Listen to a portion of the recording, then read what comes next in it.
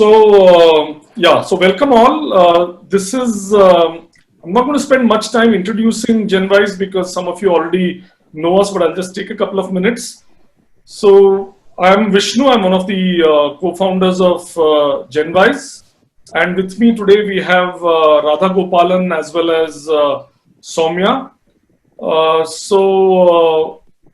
of us are also mentors at GenWise, which means that we design, offer courses, we work with children, and GenWise is actually a network of people who are quite passionate about their field, who've worked on their field for a reasonably long period of time. For example, Radha has worked in the field of environment, social justice, and related issues as an educator for more than 10, 12 years now, both with younger children as well as with undergrad students. Soumya has, though she has an engineering background, she's worked much more in education with Montessori, especially. She's taught children in the early years and later, and I can see that Amresh has also joined this call. So Amresh is one of our mentors who teaches a game called Hool, which is like a stepping stone to bridge. And Amresh has spent maybe 10, 15 years or more, maybe sitting on a hillside in Kodaikanal and trying to, refine this game, see how it can be used for learning. So in short, GenWise is a network of mentors who have spent a fair amount of time looking at their field. And not only that, they have tried to extract something from that which they feel is relevant to young school children. So one aspect is the network of mentors in GenWise. Another aspect is the standpoint we take on the curriculum. We feel, for example, that children should play a card game like bridge. We believe it helps working memory or a certain analytical thinking, or we believe, like Radha drives, they should see the environment around them, sense, be aware of things, make connections. So the second part of it is our curriculum, and the third session on next Saturday is going to be about the curriculum. So these are two very important parts. And of course, the unsaid part is that these people are willing to spend hours and hours with their children, which is the hard part, right? It's not easy to find people who will spend long periods of time with young children, working with them. So that in short is GenWise. And I'm just going to introduce, we also have with us Eklavya, whom you can't see on video, but Eklavya has been part of the residential team, which is actually was the crucial aspect of our programs, and we hope it will come back. But right now it's going to be in online mode for a while. So people like Eklavya and his team, they are people who've just got out of college, couple of years still in college. So they are the people who really provide the home and the social emotional support to the child when they are in a challenging program like ours. So what I will do now is I will quickly introduce this Adda series and what we're going to discuss today and get the topic started. So we want to have this series of conversations. We've been thinking about it for a long time. But the commute, the fact that our parents were spread across the country, some outside the country, was making it quite difficult. Now, this online thing has given us an opportunity to come together quite easily on a Saturday morning like this. So the idea of this is to have conversations. Yes, we do have some views about this, having spent a long time in education, but you are a parent, you have spent a lot of time with your child, and you have insights as well as doubts and confusion. So hopefully this will be a platform where we will have a conversation about various things related to children. Today's topic is student motivation. On next Wednesday, we are going to talk about choice in learning. What does it mean? We do want to give choice in learning, but choice is not always a good thing. So that's the topic of that conversation. Next Saturday on June 20th, we will be talking about learning beyond the curriculum, especially for grade 6 to 10. And Saturday, June 27th, we'll talk about learning beyond the curriculum for the younger grades, say grade 1 to 6.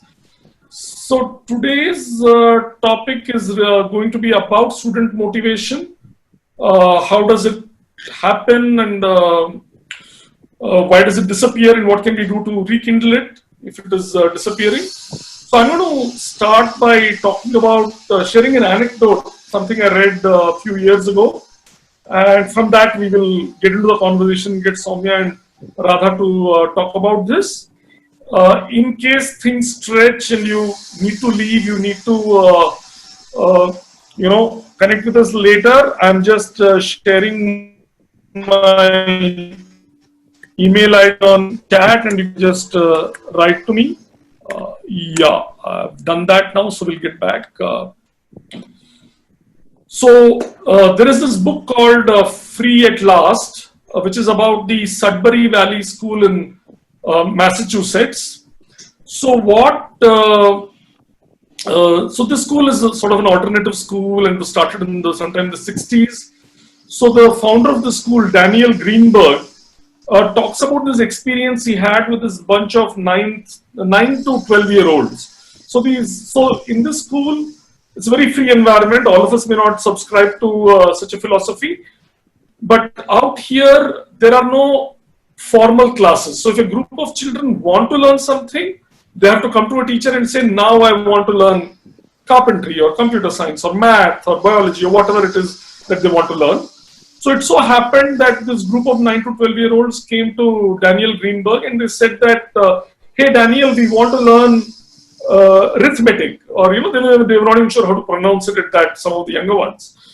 And Daniel told them, this is very boring, you'll have to do a lot of hard work, you go away, you don't want to learn arithmetic, it's very boring, requires a lot of hard work. So they went away. Then after a week they came back and said, no, we really want to learn it. So he said, are you really sure that you want to learn it? Because you will have to come for 45 minutes twice a week, then I'll give you homework, then you'll have to do that homework and come with the homework, and then this will go on for a few months.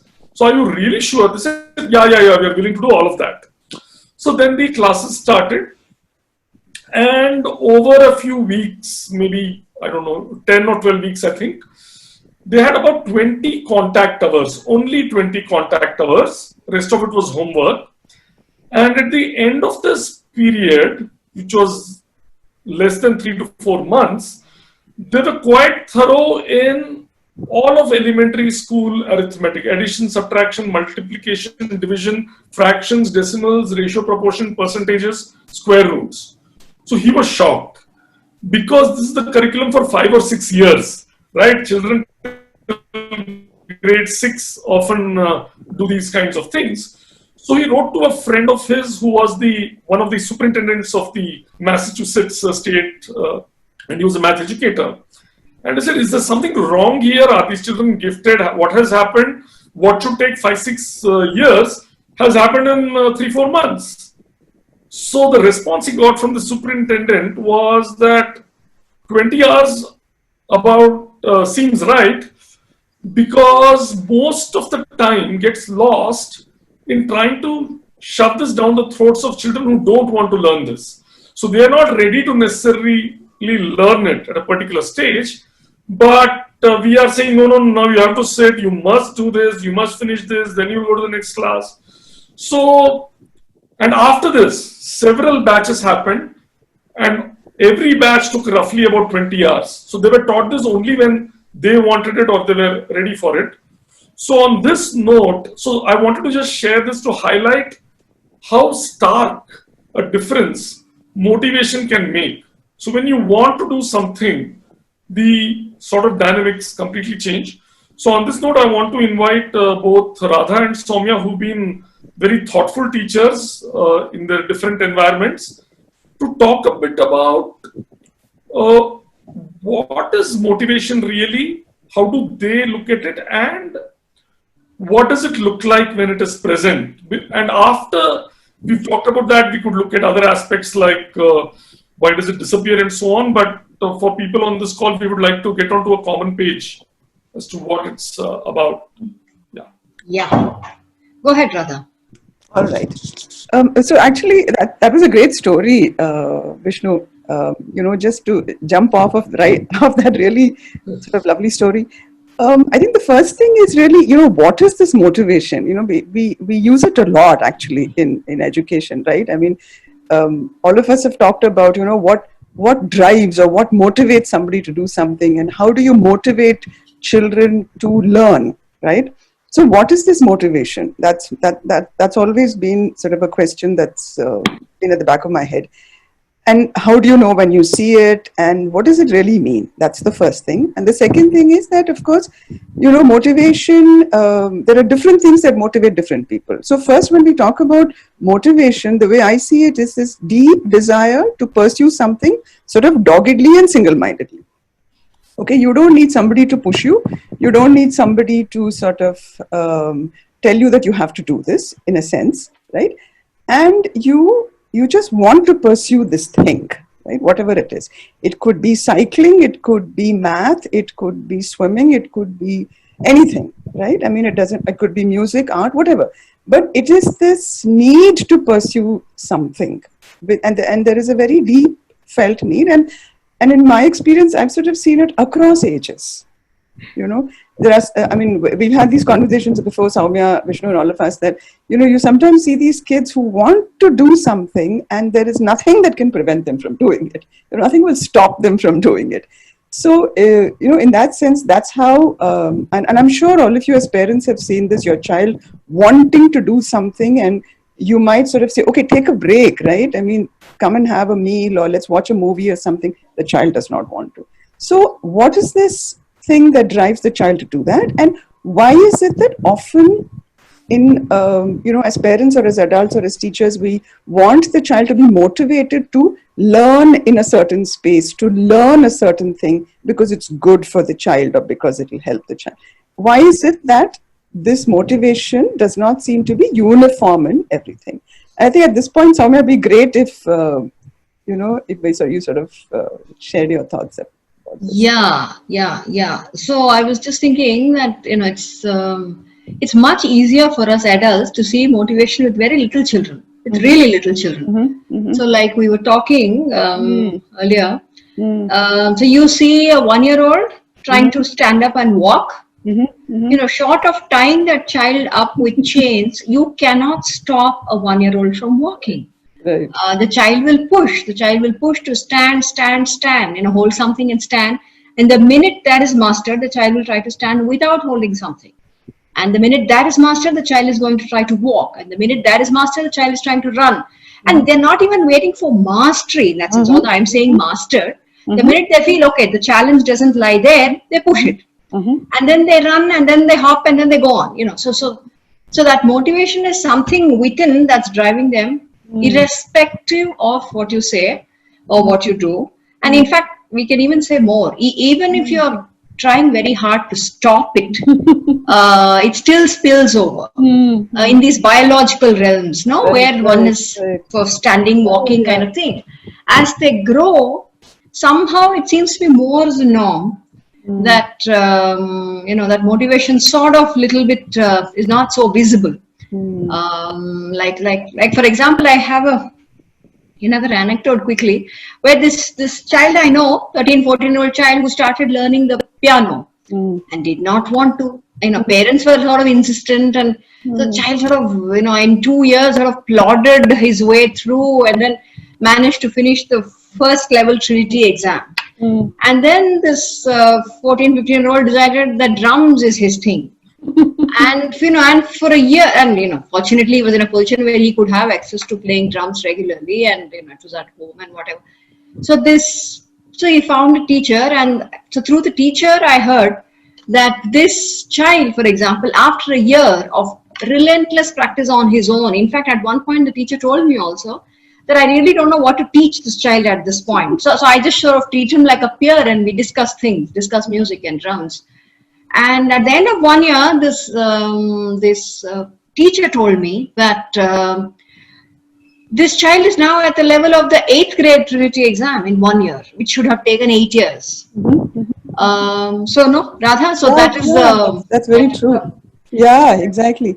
And also, the other thing I was just thinking is that, like what you said about that internal drive and the internal motivation, there's also and at a certain point in life, there is also the external motivations that start coming in, like the ages that you're talking about, 14, 15, etc., etc. And it seems like around those ages, it's this external motivation that seems to push, or sort of the external driver that seems to motivate. Like, I mean, for example, I was just thinking of kids who never who never learned how to cycle, and then when they're in their 20s, they come up to this sort of a campus, and then they suddenly want to learn to cycle because they want to either be cycling with a bunch of friends, etc., or the environment is just so beautiful that you want to cycle through it. Right. So it's something like, and I just thought, a very small sort of illustration was, and completely different, and this has to do with academics. I know this kid who, when she was, from the time she was about 5 or 6, apparently, she always wanted to be a doctor. Okay. And it was not like, doctor as in a career doctor, but it was like, I want to heal people. That was the word she used. I want to just heal. I want to make people well, And so our parents sort of, they were all doctors, and sort of they all just sort of said, okay, fine, she's just watching all of us. But it stayed. And then, even though she was not, and you know how it is in India, I mean, if you want to do medicine, you have to do science, right? So she was not good at science, technically not good in terms of, 10th standard marks were not great, 10th standard marks were not great. School was like, are you sure you want your child to do medicine? It's a tough career, blah, blah, blah, blah. But parents said, look, she's just driven. Let her just do it. It's okay. We will help her. So she jumps right in, does science, gets into medicine with a lot of difficulty.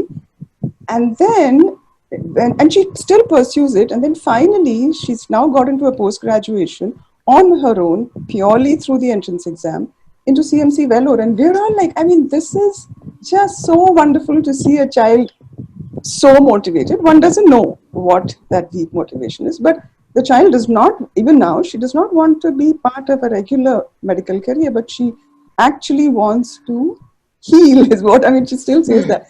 So it's quite lovely to sort of, watch something like that. And then, of course, what prevents children, I mean, what sort of demotivates children is a different story. Yeah. Right. Yeah. So that's another story also to explore, because I think as parents, that is one of the causes for concern. Correct. Is all these, we have all these lovely anecdotes as teachers who work with, hundreds of children perhaps. Totally. But as a parent working with 1, 2 or 3 children, motivation, I think, is an issue. Correct. So let me just say a couple of things, and then you can share your views on this. So I think motivation, one of the couple of things are there. I think it's important that the stakes have to be low for children to be able to enjoy something. They cannot have somebody whose response to them is going to so seriously depend on whether they do well in math, or whether they can write well, or whether they can play tennis well, or whether they can swim well. If it is so important to an adult who is close to them, that's a lot of pressure on the child. And I think it's the default will be the child will just say, okay, cool, I don't want to do it badly, so I don't want to do it at all. And this we are all guilty of. We are all guilty of as parents sometimes, because we love something and we just want the child to share that love. So we come from a good place, but it just sometimes feel like a lot of burden for those young shoulders to bear. So the stakes is one thing I feel, even if it comes from a really good place. And therefore, so that also relates to the emotional climate. So I know homes, for example, where unfortunately, when math happens or when writing happens, or then it becomes like, boom, let's get down to business, and this is no joke now, and we will do this well. And so that emotional climate is a bit off-putting too. So I think, for example, in these schools or in these setups where there are adults who are very concerned and motivated, but who are quite distant, you can do your thing and they're quite chilled about it. I think that sort of an environment really nurtures a free exploration to see where your thing lies. No, isn't it, Radha? No, absolutely. I mean, the word that you use, stakes, I mean, that's so important because also, unknowingly, like you said, when you're passionate about some, and this is the other thing, right? We say, okay, if motivation in learning, let's just provide as much exposure to the child as we can, right?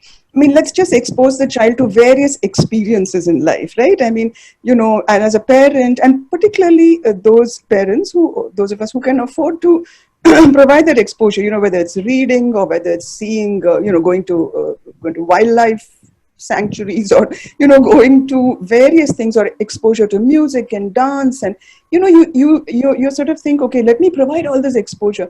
But I know situations where that, like you said, has created enormous pressure on the child because the child almost feels that they have to excel in everything. Although you are coming from a very good place, you're saying, I'm providing you all this exposure. You can pick what you want.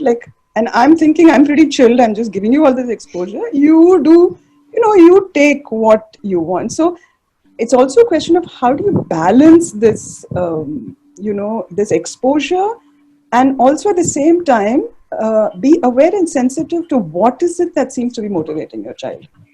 And also it may be something that you have absolutely no desire for. And there's a reality there. Correct. Because a child is its own person, and it's not just a product of two people. It's its own person too. It comes with its own sort of blueprint, right? So somewhere you have to recognize that. And how, as parents or as adults, how do we recognize that? How do we sort of pick that up, and how are we sensitive to that? I think that's so important to in this context of motivation. Yeah. And I think also another small segue could be from where you said, for example, in our Indian system, right. Boundaries sort of close in on you. Yeah. And you need to sort of define yourself as being X and not Y, or Z and not PQ. And so that can be a bit challenging, but things are opening up a little bit with, with other boards and other options being available. Very true. Very true. I think that said, I think the role of the school and the role of the home, I don't think they are to be equal. I mean, they are both equally influential. And when one is a parent, because one wears both hats, especially when one is a teacher, it's easy to see when one is a parent, you think, oh my God, why is the school not doing this? And as a teacher, you think, oh my God, why can't the home do this to the child? So I do feel that that both ways it can work well, and both ways it can work not well as well. So that too happens. Yeah. And so I think now, so the logical question would be that how does one cross the bridge? How does one sort of keep motivation pepped up and going? And what do you say, Radha?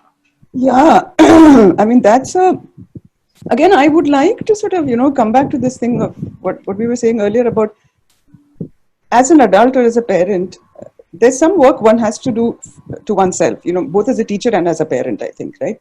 And as teachers, we are bound by certain sort of boundaries in terms of you have to transact certain things, right? And in that transaction process, you also have a bunch of children with you. So so there is this whole battle that's going on there, right? You have to transact this syllabus. You also have to balance your attention across children. You also want to be fair to, as many children as possible. You want to be able to hear as many children as possible. And with large classrooms, I mean, the reality of a lot of teachers in India today, some of us, you and I sometimes have been lucky to be in space, where we've had smaller groups and we've been able to give that attention. But as a teacher in a large school, etc., how do you keep these opportunities open for children to how do you motivate children? I mean, more than an active process, I would say, how do you not push? Right. As a teacher, how do you facilitate the process, and how do you step back as opposed to because we always think when we have to motivate somebody, it's an active process. Right. Often it is actually a more stepping back process. So, like above all, do no harm. Above all, do no harm, exactly. And I'm sure. I mean, I don't have kids, but I'm wondering, as a parent, is that something that is it a similar experience, or is it something different in terms of, and also to add just one more thing is that, and this is a challenge of teacher and teacher education and, what does it mean to be a teacher really? Okay. So I think one of the things though is active engagement between teachers and parents also. Because many times it happens that as a parent, how actively do you engage with the teacher? As a parent, one also feels a bit hesitant, how actively do I engage with the teacher? So one beginning I feel many times is to try and engage as actively as one can to be able to see those points of those turning points or inflection points in your child's life. Yeah. So Yeah. Radha and Soumya, Yeah. so we're going to interrupt you here. Yeah. We are actually at the end of our official time slot. Perhaps we need to extend. Okay. Something I could keep talking. As we only have a handful of parents, I don't think. I think we can actually. Let's listen to some of their comments, and I know that Megha Polgood and Siddharth have shared some thoughts on chat, which you can go through and they can also speak. But I would be interested, especially if some parent is wondering about some challenges, like which you may be facing right now, or you think you might face, and so on. If you could just unmute yourself and speak, you can even switch on your video. So let's have a free-flowing conversation for about 10 minutes and do that. So, yes. So, anybody who would like to say something?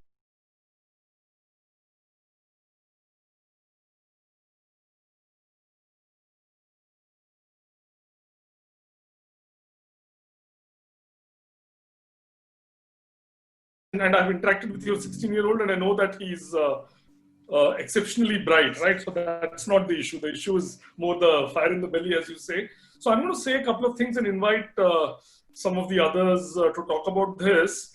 And I'm going to take the liberty of talking about Shrikant, I think, who's another co-founder of GenWise, who's on the call. So Shrikant's daughter, a few years ago, she came into one of the GenWise summer camps, and she was quite young. She must have been just finished school, entering college, and a little bit similar to what you were saying, because that she was good at studies, but then she would sit in bed, read comics. She can describe it better. But she was so motivated and committed when her role was flipped in the summer camp. So in the summer camp, she was a residential counselor as well as a teaching assistant. So suddenly there was an entire new aspect. I mean, I didn't know it was new aspect. I went and told Shrikant that your daughter is so committed.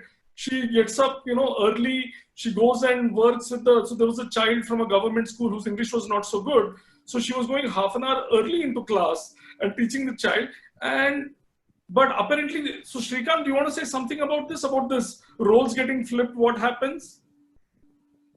Yeah, I don't know. I think in this one you have to just put them in multiple environments, and it's like you have to leave them in the jungle. I think, and let them fend for themselves. I think my view on this is, I think as parents, and Bhushan will tell you more because I have a lot of conversations with him. I think we are really, really protecting them a lot. I think it's only when you leave them in the jungle, I think they'll find their space. Yeah, and that's exactly what happened. You will not believe, it's exactly the opposite at home. She used to just lie in the bed for 10 hours, read comics, read devices. I don't think she touched a device in the summer program, right? I mean, she touched it when required. She was always on her feet. I was shocked to see her different personality. So I think you have to just throw them in hot water, throw them in cold water, and just leave them on their own. I think that's the only way forward. I think If your shadow is anywhere in the vicinity, trust me, all the lad pyar will come back. Okay. So I think it's also a function of the age. I think, if I may add here, I think the way a 9-year-old needs to be motivated is very different from a 15-16-year-old. I think one important thing for a 15-16-year-old, like Shrikant has implied and Vishnu has sort of directed, is they don't want to take motivation from parents. They're just done with parents. So they really need really very able and concerned adults who are not parents and who have no stake in their life. I think emotionally it's a very traumatic time. Physically, hormonally, in every way they're sort of being put through the ringer. So I think it's a stressful time. So I think they're just sick and tired of these parents who are constantly worried about them and want the best for them and not make the mistakes that they made and all these things we sort of carry in our heads. So they're just finished with all that. So they want somebody who's cool, who's distant, and who seems competent, and who doesn't care. Who where the criteria are very objective, and there's no emo. I think that becomes also very difficult for us as parents, because it can push us very far, and it's not very easy to remain calm in the face of all this, knowing everything that one does when one is 45, 50, 55. I think I'm not saying it's easy, but I'm saying that seems to be the lie of the land. But for the 8, 9-year-olds, the cookie crumbles very differently. I think with 8, 9-year-olds, you can still take them out. They love to go places with you. They don't mind being seen with you. They may not do this, lad pyar sort of thing, but they're willing to engage with you in a game, in a conversation, in a trip. They love all that. So they need to sort of engage them in a different way. 6-year-olds, nope. They just don't want to. If you can just send emails to each other and not even see each other, they're probably happier. And that's fine. There's nothing wrong with him or you. It's just the stage is like that. That's what I think. Yeah, Radha, I don't know if you have something to add. No, absolutely. Radha, Yeah, I want to invite you to speak on a couple of things, and before that, I want to say some things. So yeah, we've talked about throwing them in the water, the deep end. Soumya has spoken about how they're also unfolding. She hinted at that in the beginning, that this child is in a process, right? And it's also see, this is a new thing. It's only in the last 30, 40, 50 years that children are so disconnected from real life. Otherwise, even 50 years ago, you were expected to do things with your parents, go and do something, either in the fields or in the business or whatever. And I think this young child has a desire to be directly involved in something. So, Radha, if you could talk about, you were sharing some anecdotes with me a couple of days ago about how children can surprise us, how this unfolding happens over a period of time, and this aspect of real life engagement. You spoke about the blog, right, about the child who wanted about the water thing and so on. So if you could talk about these aspects through those examples, I think it would be instructive. Sure, yeah. So actually, I wanted to come, sort of Vikas, your, the example that you were giving. I was teaching in a residential school. So 8 months of the year, the kids were with us, right? And I was working very closely with the older kids, 15 to 17-year-olds. So one of the things is that, like Soumya said, there is this need to challenge the adult, okay?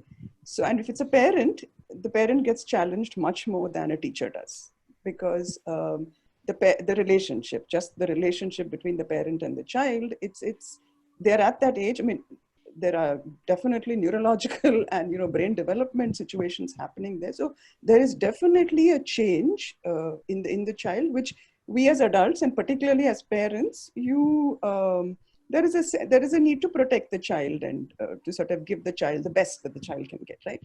So in this similar vein, so this young lad was, we were having this discussion about water. We were in a very water scarce area.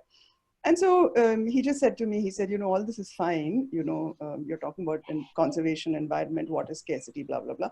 But if I have the money, why can't I just spend as much water as I want to? I can pay for it. Why should I conserve water, right?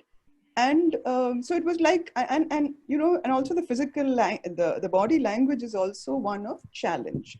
So the chin is thrust out and standing in front of you and saying, what are you doing? Now tell me why I should do this. So of course, as an adult, you also, there is the whole physical engagement with the child as well, where you sort of say, okay, challenge me, that's great. Okay, now let's talk about this. So we started sort of having these conversations about, where is this water coming from, etc., etc. So we started doing this whole understanding of, okay, let's discuss this. Okay, I'm not contesting you, but let's sort of have this conversation. Anyway, so we went through this whole process of, what are their issues of water scarcity here on campus, etc., etc., etc. So the young lad, of course, was not convinced at all. But about 3-4 days later, and he's very, very sharp and extremely keen on math and physics. Okay, but not performing academically at all, because just bored. Okay, plain bored, and all these teachers are saying all kinds of things. Anyway, and the parents were also quite at sea, because not sure how to deal with this whole situation. Anyway, so he had the arguments for a while, and then decided that he would do some calculations. He decided at that point that he would do some calculations on how much water are we actually consuming in the school. Because he decided that he was going to come and show me that this is the amount of water that's being consumed in the school. This is what the kids can afford, because their parents are all, are well off, etc. So the economics is such that the school should be able to buy tankers and provide water. Okay. So anyway, I just let him, ride with it. So it went on for a while, and then at some point he just turned around to me and said, okay, I'm going to calculate how to recharge the groundwater in the school, because I'm finding that we are using more water than the villagers are. Okay, so clearly we are the ones who are, and by this time we had done a little bit of work on groundwater and what does groundwater hydrology mean, and and how we share the groundwater, etc. So there was a lot of studying done that was happening. Okay, it was not a direct answer to the question that he was asking. Anyway, so he did all this calculation, and then finally he comes back to me and he says, okay, I really think we need to recharge the groundwater here, and I'm going to work with a team of students, and I'm going to go off and do this. So he went off, calculated, we set up rainwater harvesting structures, all that happened. Okay. And then finally, of course, that kid has gone on to do, he's now gone on to do a PhD in Cambridge, and parents have no clue how this whole thing transpired between him challenging everything that we did in school, everything that they did at home. Okay. But in a sense, and now when we have conversations, he and I, or, some of us continue to be in touch with the lad, and he keeps saying, he says, actually at that time, when I challenged all of you, like he challenged a whole bunch of us, he said, like, many of you did not challenge me back. Like, you just went off on some other tangent and asked me to do some calculations, and you started explaining things to me, etc., etc. And now, because he's much older, of course, he says, I think some of the hawa went off at that time. I mean, the thing was that we were able to give him space to do his own thing for a while. We were not sort of pushing back. We were not saying, hey, listen, okay, this is a water scarce area. So, what kind of a question is that if you can afford to buy water? I mean, so we were, in a sense, some amount of moralizing had not happened. Okay, and apparently at home, a lot of times when he used to raise questions like this, his mom was later sort of telling me, she said, it used to really bother us that he was talking like this, that, he was talking about being able to use money to do anything. So it was really, so in a sense, he was acting out a little bit of his anger and angst to some extent. But at another level, I think he was just sort of exploring some things, right? And as parents or as adults, it's very hard for us to not not respond in a, like you were saying just now, that what motivates him, I don't know. I mean, I do this, I do that, and he still doesn't get motivated, right? So I think it's very hard for us. So in a sense, sometimes I just feel like, and Soumya had alluded to this, that, that it's okay when this happens for a 16 to 18-year-old. I know it's hard as a parent to say it's okay, but this is a process of growing up, and this is a process of brain development. And we were, of course, explained all this by a neuroscientist from NIMHANS, who came to train several of us on how to respond to teenagers. When teenagers challenge you, or when teenagers go through these processes. And it really helped to understand that, because we had to work a lot on ourselves, on how do you respond. And then we had parents also as part of the discussion. So it was very useful to understand that this is the development of, this is a developmental process in that young person. and it's not that the world is going to collapse. And all of these young people, eventually do. And I know that it's very wishy-washy when I say that for a parent. It's extremely wishy-washy when I say, trust me, those kids will all be fine, But this is from my experience with over about 8 or 9 years with a whole host of children who've gone through. Yeah, I'd just like to add one caveat to that is that I think the thing also, very important thing for 15 to 18-year-olds is that although they are constantly challenging authority and constantly pushing back, at some background functional level, they really do need to know that you're not going to drop them. Yes. You're not going to throw them off the cliff. Absolutely. For sure. But that has to be done in a very nuanced way, very much in the background, which becomes very difficult for a parent. Yes. It's much easier if you're a non-parent where you have a school system and there is a system running and they are part of the community and they have certain roles to play. It becomes a little easier. In a community that a family sort of it's much more difficult because everything is more intense. Everything is right there and it's hard to dilute it a bit. And the emotional relationship, no? Yeah. And one last point, because I wanted to say something that was very enlightening for me was when a 12th standard kid, I was having a conversation with her and then she said, Akka, we need boundaries.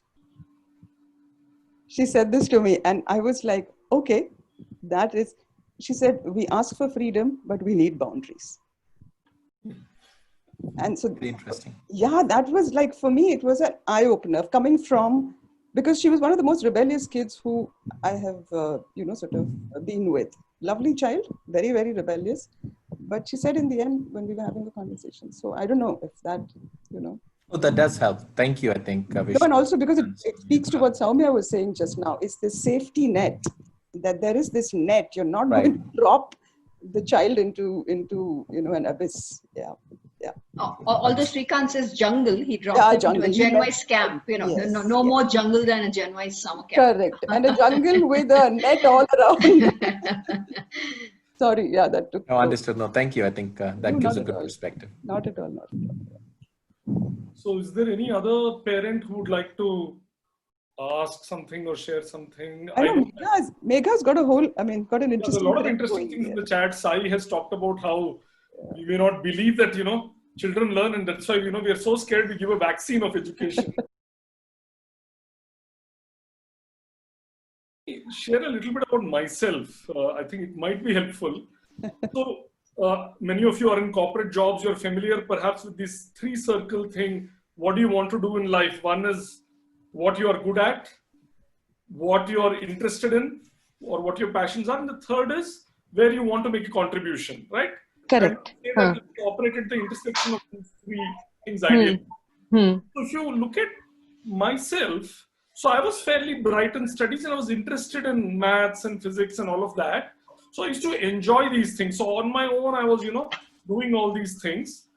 But so for example, when I was studying for IIT JEE, 35 years ago, I studied only mechanics for 1 year, right? I refused to study chemistry and this thing. I didn't get into IIT, then I had to prepare second time, And that time the motivation was, I did not find great peers in the other college I was, and then was terrified, I said that I should go to college.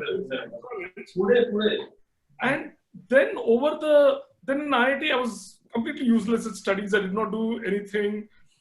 And then when I joined my first job, I was in a steel plant and I was behaving, even though I was 22 or 23 years old at that time, I was very irresponsible about my job. I would bunk. It was a public sector company. I would not, I would just go on leave without informing my manager. Then I would go back, and then manager would ask what happened. And then I would say, I was not well, whatever. Then the thing which made a difference to me was one day the managers, and one of the things which I myself was not aware of, I became aware of it only. So one day the manager said that we had a hard time yesterday because you didn't land up. And it was a big surprise to me that I was needed and I was contributing. I thought that I don't know anything. All these people know everything and I am not contributing. So I realized that one of the things why I was not motivated enough to go to work every day and do my best was because I was overwhelmed. I was a 23-year-old guy. These people had set up the factory and they knew everything about everything. And, the only thing I could do was to just move around, learn a bit from them. And it was not, so after that, I became far more sincere. So somebody's motivation may come from feeling that he has a role that, he can contribute.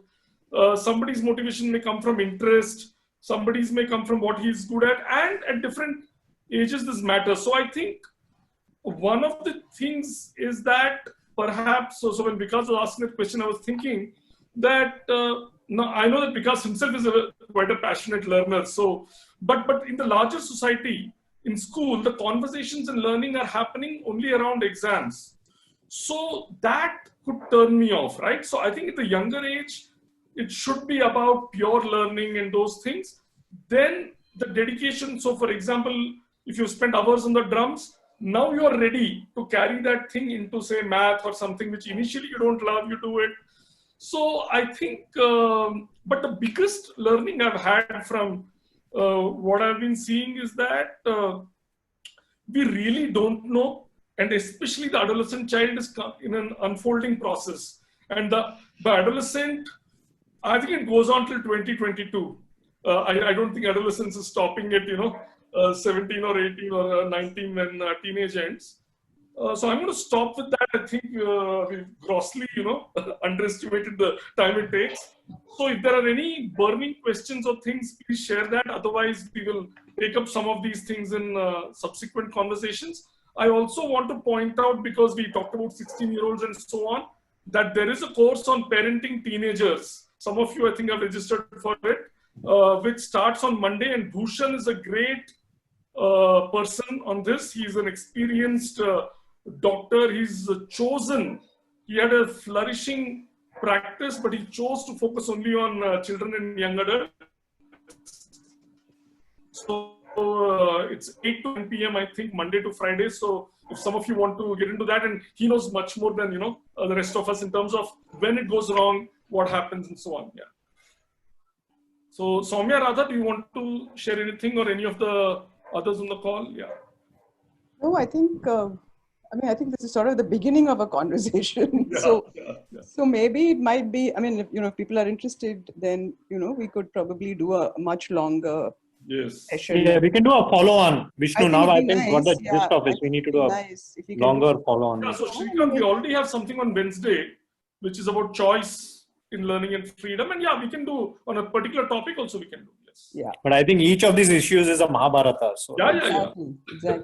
But it's a great place to begin. And I think these are interesting in that sense. Yeah. Okay.